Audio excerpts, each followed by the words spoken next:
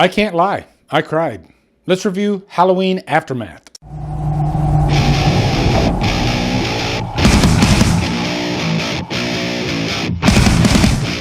Halloween Aftermath stars Ryan Jaske, Summer Martin, and is directed by James Grimm. Happening again, isn't it?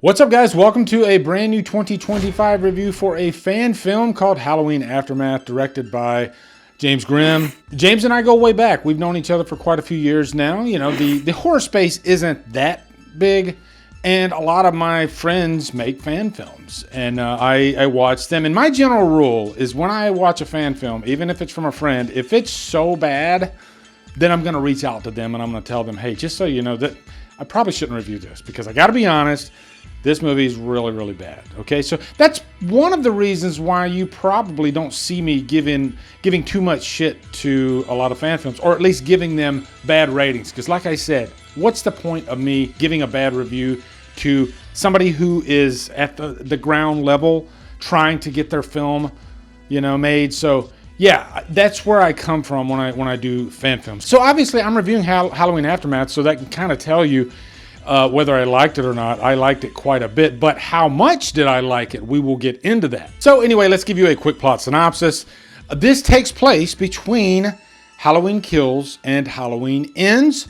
This isn't a Halloween Ends hater, like we're trying to replace Halloween Ends. No. And I don't really know how James and Cole feel about Halloween Ends. I haven't had a big discussion with them about the movie. You all know I absolutely adore Halloween Ends, but I appreciate that this movie at least respects Halloween Ends, doesn't try to erase it. It even has the billboards, and I don't think James and Cole would mind me saying this, but yeah, there is a callback to Corey Cunningham. You will see a billboard with Corey's face on it, which is really freaking cool. And the guy playing Michael Myers in this, I have to give him a shout out. Cameron Gaxiola, I hope I said that last name right. As far as like trying to recreate what James Jude Courtney did with the shape, he freaking nails it. This literally feels like the Michael Myers that is in Halloween Ends for the most part. I'd say this feels like Michael in Halloween Ends more than the previous two movies. And obviously that's because of the beaten down, battered shape that he was in at the end of Halloween Kills. So in a sense, this movie sort of explains why Michael is in the state that he is in Halloween Ends, you know? But the opening scene pretty much starts right after the events of Halloween Kills. You're going to see two of the main characters in the movie, Marnie and Cole, and then all of a sudden they get a phone call from their dad, Craig, who has a very, very sexy voice. And you can tell that shit is hitting the fan. And I'm not going to tell you if Craig dies or not, but I really hoped he lived, if I'm being honest, because I loved his voice. But then we fast forward to 2 years. And the hook to this movie is the character Cole. He is the main character of the movie, which I appreciated because it's another guy being the main character, a final guy, if you will. Cole had an altercation with Michael Myers on that night of Halloween Kills, and it messed him up. He was able to survive. He was lucky enough to survive. But it has caused some definite trauma in his life. And, you know, it's hard enough for him to just get up and put his shoes on. And that's one of the things I do love about the Halloween franchise. Many of these movies touch on the trauma that a lot of these victims feel if they are lucky enough to survive. And I think they do a good job with that aspect in this movie. I think Cole is a really good character. And I have to give all the credit to Ryan Jaske. I've never seen this young actor before. He definitely reminds me of Spencer Treat Clark, but he's a fine actor, and he definitely has to hit some really emotional moments in this movie, dealing with the trauma, but also some events that are happening in the last act, because obviously the shit does hit the fan in the last act. There's a big showdown with Michael Myers in this house with a bunch of young people. But I'd say overall, most of the acting in this movie, you know, you have fan film and then you have studio film, and there's everything in between. And I'd say the acting in this movie, I'd say you can compare it to your normal slasher movie that you might see, like, say, Hard Eyes, right? I think it's up to that level. There's a couple of moments where you can say, okay, that's definitely fan film acting. But for the most part, the main characters, they got some fine actors for this movie. You could tell. His girlfriend is played by Summer Martin. She plays Abby. And a big part of this movie is their relationship. It is really strained because of what has happened to Cole. And Abby's really just trying to, I guess for lack of a better word, fix Cole. She's trying to just show that she's there for him. She's patient with him. And I think Summer Martin does a fine job handling, those emotions. Like any Halloween movie, there are side characters. There are characters that are going to die. But there's also a little kind of side subplot. You have this complete douchebag by the name of Lachlan Tramer, and played, I think, very well by Henry Hetz. This is the character that you love to hate. He is just a complete dick, and he really has it out for Cole throughout the whole movie. He does a little bit of cocaine, maybe a lot, and that affects his decision-making. But, he's just that guy. I don't know if he's jealous of Cole. I don't know if he even believes the shit that he's saying about Cole. But that's another little side plot, and he's that character that you're like, oh my God, I can't wait till he freaking dies. Now, jumping into what I really liked about this movie, and I've kind of already touched on some things, especially like the acting and whatnot, but this is shot very well in 4K. It looks glorious. I think they got a really good DP on this. It looks like a studio level type movie in most of the scenes. I think some of the scenes suffer a little bit, but this feels like a movie that could play with the big boys in terms of like how it is produced. I think the script written by Cole Tatham, who has a great channel called Cole Edits. He's made quite a few different Halloween movie edits.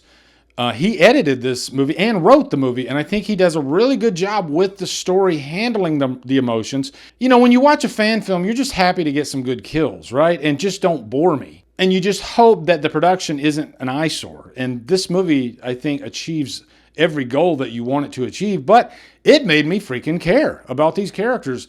I'm not going to spoil anything, but there's some events that happen in the last act while all the commotion is going on that might bring a tear to your eye. And I was quite surprised. I was like, oh my God, am I crying right now? What the hell's going on? As far as the kills go, there are some very effective kills, but I think more importantly, James and Cole wanted to, I'm guessing, stay in line with the tone of the previous two movies and maybe even Halloween Ends as far as like the kills go, because these kills feel like they would fit right in with what Michael Myers is doing in the rest of those movies. They fit his character.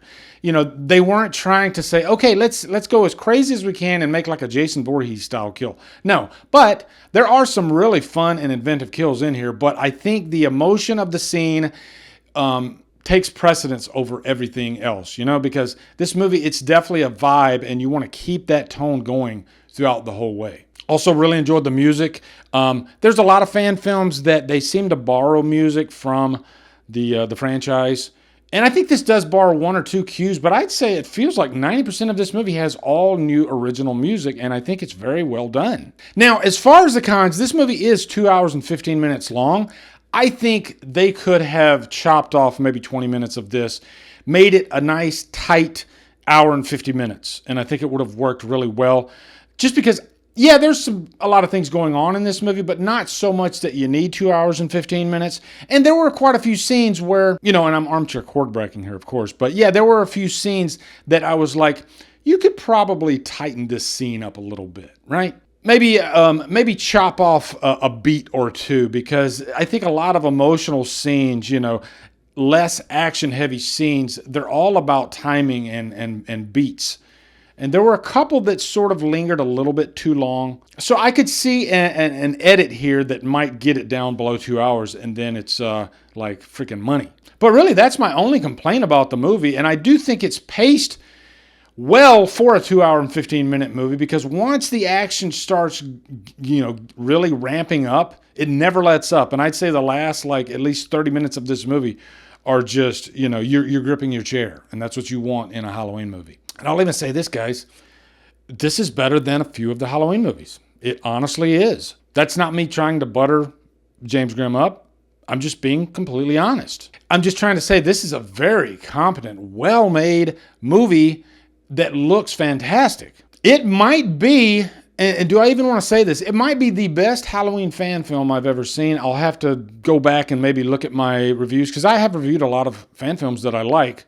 So I'll have to go back and look at the Halloween fan films, but I'd say if they tightened this edit up a little bit, it would definitely be 100% the best Halloween fan film. And I think a big part of that too is because of the acting in this movie and me just really caring about the characters. One character I really loved too that I didn't talk about too much is Marnie, who is Cole's sister, I believe. They live together. I think without spoiling anything, you're going to get a little emotional because you're going to really, really like Marnie in this movie, okay? I really liked this character. So yeah, I'm giving this a super high purchase worthy for a fan film. I think this was fantastic. I think if you read a lot of the comments on YouTube for this movie, you'll see everybody's digging this movie. It's really, really good. There's a lot of people that hate Halloween Ends, and of course they're saying, you know, better than Halloween Ends. I expected that, and that's fine. But yeah, it's solid. And more importantly, it fits quite well with the David Gordon Green trilogy. It has that vibe overall. So yeah. So if you've seen Halloween Aftermath, let me know down in the comments what you guys think. I'd love to hear your thoughts. I'd love to talk with you guys about this. But bravo to James Grimm and Cole Tatham for putting this thing together. I think this is a very well put together film. Also, be sure to come over to Killer Flicks, where we talk horror all day and every day on Fridays. We do FIFA Fridays. Follow me at Drumdums on my social, support me on Patreon, become a channel member, buy me a coffee. You know, guys, thank you so much for watching. Have a good day. Drumdum out.